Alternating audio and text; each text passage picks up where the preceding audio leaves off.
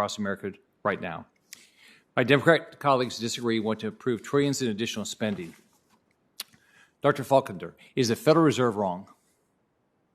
Is the Federal Reserve wrong? The Federal Reserve was entirely too accommodative during the most recent year in increasing the money supply and facilitating the amount of federal spending that was then monetized by the Fed. So what's causing inflation?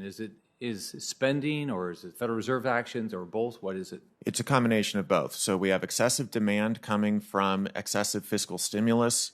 So we've increased household checking and savings accounts balances by $3 trillion, while the Fed pushed more money into the money supply, and at the same time, we degraded our ability to provide supply to offset that increase in demand. So how much longer is the inflation going to last? I think we were looking for inflation to curb this year, but with what's going on geopolitically, we continue to expect energy prices to rise, and now we're looking at food prices rising, particularly grains. And so inflation will continue. Fortunately, with the failure of the enactment of Build Back Better, we're not going to have as much fiscal stimulus overdoing demand in the economy. So does spending in excess of what we collect, does that cause inflation? It does, particularly when it's monetized by the Fed, increasing the money supply to support it. Right. I questioned OMB Director Young last week about the nation's financial stability and President Biden's $6 trillion proposed budget.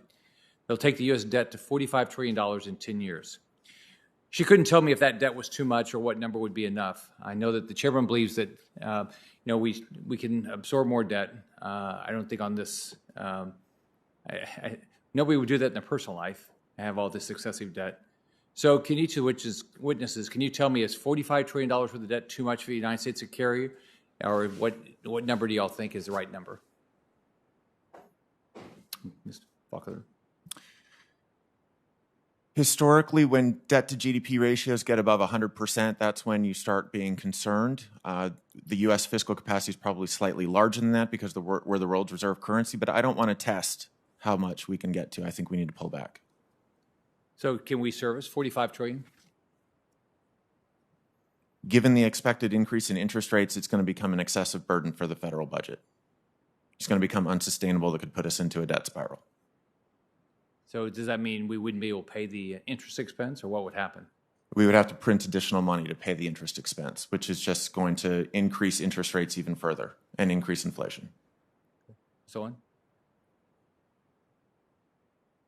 Yeah, when I look at the inflation we see right now, I actually see 50 years, decades of underinvestment.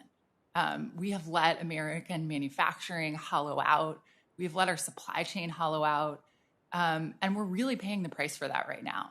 We don't have any redundancy, any geographic diversity, any resilience in our supply chain.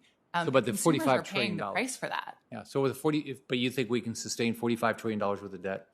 I believe we're at about $23 trillion right now. But the budget, if in 10 years, if we follow the President Biden's budget, we'll be at $45 trillion. Yeah, I think the president's budget laid out his plans for investment in the American economy going forward, and his plans to pay for it with taxes on the rich. Well, even with that, the budget goes to the debt goes to $45 trillion, even with the taxes on the rich. You realize that. So, Mr. Wright, what do you think about $45 trillion worth of debt? Do you think we can afford it? Well, I think that we could afford it, but there are two necessary prerequisites. One is investing in the American people, that is education, infrastructure, making sure that people have what they need to be more productive. That's what we've done for much of the post-war era. We stopped doing it. It's very important that we resume doing it. And secondly, I think we have to raise taxes on the extraordinary wealthy and also on big companies. And for Congress to fail to do that at a time when we have unprecedented corporate wealth and income, and also individual wealth and income at the top, not ordinary people, I'm talking about at the top, there is extraordinary, it's an opportunity to get our fiscal house in order. And for Congress not to take this opportunity, I think would be a shame. Thank you, Chairman.